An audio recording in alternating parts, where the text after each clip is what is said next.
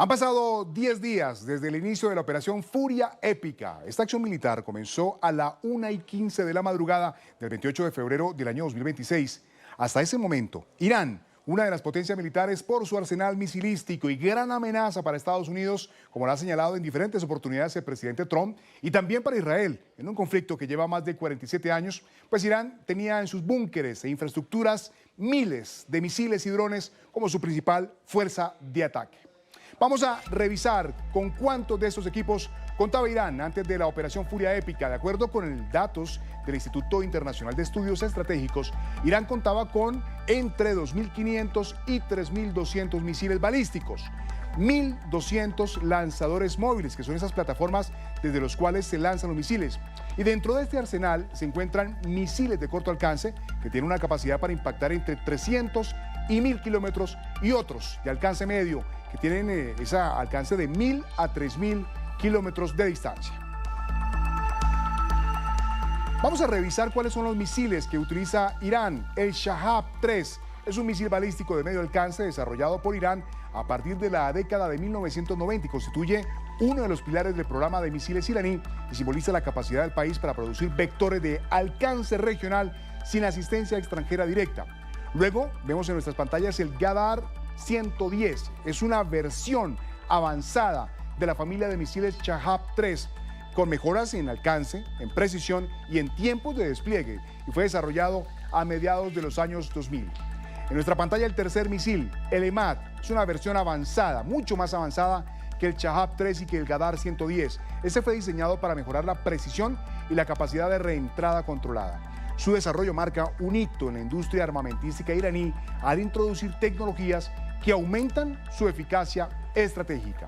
El cuarto misil es el Shehil, que fue presentado públicamente en el año 2008 y fue el primer misil iraní de 2 etapas propulsado totalmente por combustible sólido. Eso significó en su momento una gran evolución tecnológica y representa pues esa gran capacidad misilística iraní al reducir el tiempo de preparación y aumentar la movilidad en comparación con los misiles de combustible líquido anteriores. Y terminamos la lista con el Khorramshahr.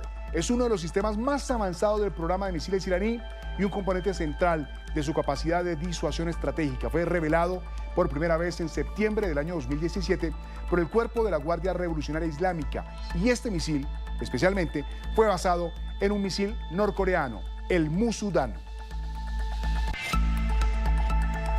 Revisemos ahora cuál es la situación de este arsenal misilístico, lo que está pasando hoy en Irán. Las estimaciones después de los combates recientes apuntan a que ese arsenal se ha reducido aproximadamente a la mitad debido al lanzamiento y a la destrucción de sus bases. Los misiles potencialmente disponibles hoy podrían rondar entre los 1.200 y los 1.500. Pero mucha atención, porque incluso esa cifra de misiles sería suficiente para campañas prolongadas de ataques regionales, y existe una capacidad real de daño porque permitiría que cientos de misiles ataquen diferentes países por oleadas.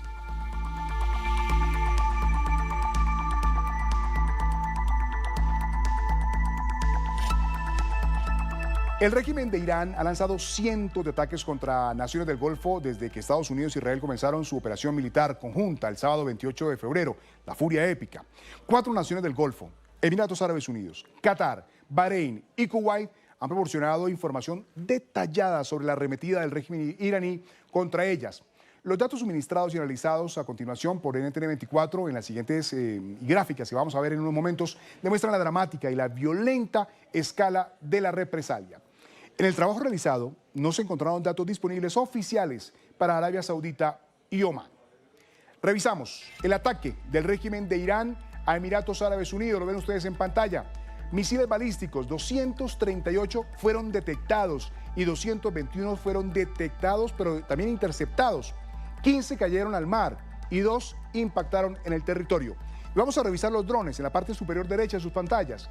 1.422 fueron detectados y 1.342 fueron interceptados por las fuerzas de Emiratos Árabes Unidos. 80 impactaron dentro del país. Y con los misiles crucero, 8 fueron detectados y a su vez destruidos. El ataque del régimen de Irán a Qatar, las fuerzas militares de Qatar y el Ministerio de Defensa han dicho que 101 misiles balísticos fueron detectados, 98 de ellos interceptados, y los drones, 39 detectados y 24 interceptados. Con los misiles de crucero pasa lo siguiente: 3 de ellos fueron detectados e interceptados. Y acá agrega otra situación, la de los aviones, porque 2 aviones Sukhoi, los Su-24, los mismos que llegaron alguna vez a Venezuela, pues fueron detectados e interceptados. Revisamos la situación en Bahrein. Misiles, 95 de ellos interceptados y destruidos, y con los drones 164 interceptados y destruidos. Y finalizamos esta gráfica con Kuwait, porque también allí el régimen iraní ha atacado. 234 misiles fueron monitoreados e interceptados, y con los drones 422 también lograron ser interceptados a tiempo por las fuerzas de Kuwait.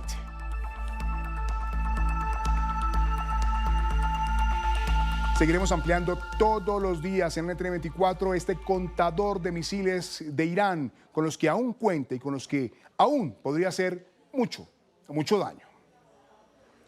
En el informativo de NTN24 nos acompaña Lucas Lorenzo Montero, analista especializado en Medio Oriente y geopolítica, además integrante del núcleo de estudios de Medio Oriente de la Universidad Austral. Está en pantalla. Bienvenido al Canal de las Américas. Muy buenas tardes, muchas gracias por la invitación. Es un gusto. Lo primero, ¿cómo evalúa el impacto real que han tenido los ataques de Estados Unidos e Israel sobre la infraestructura militar y la capacidad bélica del régimen iraní?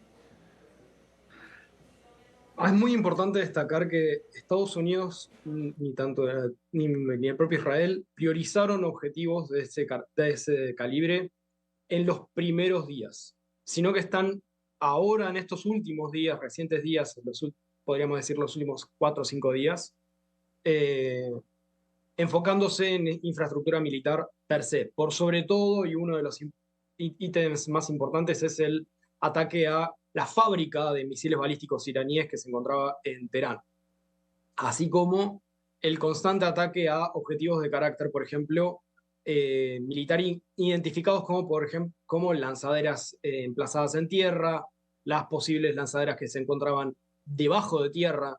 Entonces, estamos viendo de que al principio los objetivos eran más para suprimir liderazgos en los primeros días de los ataques, y hoy ya se está volcando a empezar a suprimir capacidad de defensa iraní. Aún así está muy enfocado más en lo que sería capacidad militar misilística y capacidad naval. No estamos viendo todavía un enfoque, por ejemplo, a bases donde podrían llegar a tener equipamiento como tanques y demás, porque todavía no pareciera ser la prioridad para tanto Estados Unidos como Israel volcarse a una operación de tierra, sino que se mantiene una operación aeronaval sobre objetivos de buques de gran tamaño, todavía no de puertos, ni todavía de buques de poco tamaño, como las lanchas rápidas, que es el eje principal de la estrategia iraní en el Golfo Pérsico, y lo estamos viendo también por bases de tanto de emplazamiento de lanzamiento de misiles como de fabricación de estos. En este momento de la ofensiva, señor Lorenzo Montero, le quisiera preguntar, ¿qué pesa más? ¿El tamaño del arsenal que le está quedando a Irán o la capacidad industrial de reponer esos misiles y esos drones que han sido derribados? Ambas son importantes, ya que la primera es cómo uno sostiene la guerra y el conflicto y los ataques en el momento actual, y la segunda es lo que te da la sostenibilidad en el tiempo de esa situación de conflicto. De momento, el mayor poderío que tiene Irán ahora se encuentra en el primer grupo y no en el segundo, quitando el hecho de que puntualmente el Shahed, que es el dron principal iraní, es muy fácil de hacer, no es ninguna complejidad de fabricarlo. De hecho, Estados Unidos copió el diseño, entre comillas, para crear lo que es el dron Lucas, que es más caro, es el doble más caro de la versión de Estados Unidos, pero no deja de ser un dron muy barato. ¿Qué pasa? La situación actual de Irán, lo que más le está permitiendo ahora seguir manteniéndose en conflicto es que todavía tiene un gran arsenal guardado y cómo lo está utilizando. porque que yo tenga una X cantidad de misiles no me explica la totalidad de su estrategia si no sé en sí, además, cómo los están utilizando. Veamos el caso de Israel.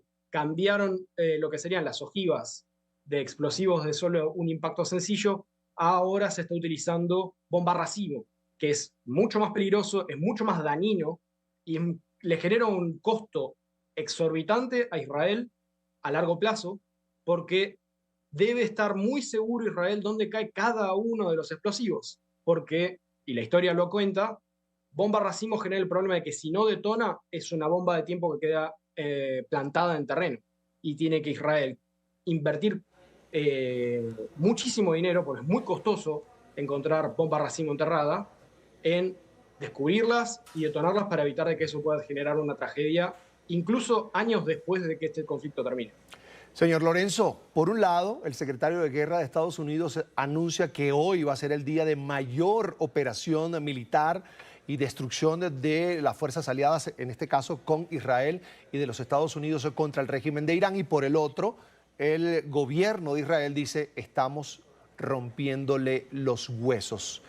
¿Qué debemos interpretar de un día como hoy, que se ha anunciado la mayor capacidad de ataque de estos dos aliados contra el régimen de los ayatolás? A ver, es más probable de que lo que vaya a intentar Estados Unidos e Israel es terminar de dar el mayor daño posible a la infraestructura misilística que tienen, por sobre todo lo que es balístico. ¿Cuál es el problema? No es la única forma que tiene Irán de seguir peleando, que todavía hay mucha tela por cortar. Ejemplo, hablamos de los misiles balísticos, ustedes mencionaron en las plantillas, pero también están los no guiados, que no son considerables como balísticos, que tiene Irán en una enorme cantidad. Muchísimos más o menos unas 10 veces más de lo que hay de stock para los balísticos guiados. Entonces, todavía Irán puede seguir peleando. El golpe que se dé hoy puede ser o para tratar de terminar de destruir estas capacidades de lanzamiento de misiles balísticos, por sobre todo para evitar el seguir lanzando los cluster bombs sobre Teherán. Y segundo, lo que puede llegar a ser, ya que ha sido designado el hijo de Khamenei como el nuevo líder supremo, otro posible ataque intentando también seguir mermando la cúpula tanto clerical como militar iraní, aunque todavía queda mucho pendiente. Por ejemplo, no se están cerrando grandes cantidades de operaciones a lo que respecta la protección, por ejemplo, del estrecho de Hormuz, que no deja de ser un punto muy sensible que tiene Estados Unidos en este teatro de guerra. Y es lo que quiere controlar el presidente Donald Trump. Y hay que ver también qué tanto puede sostener Irán este conflicto a largo plazo. Muchísimas gracias, señor Lucas Lorenzo Montero, analista especializado en Medio Oriente y geopolítica, por habernos acompañado hoy aquí en el informativo. Feliz tarde. Muchas gracias a ustedes. Es la marcha del león, rugiendo cada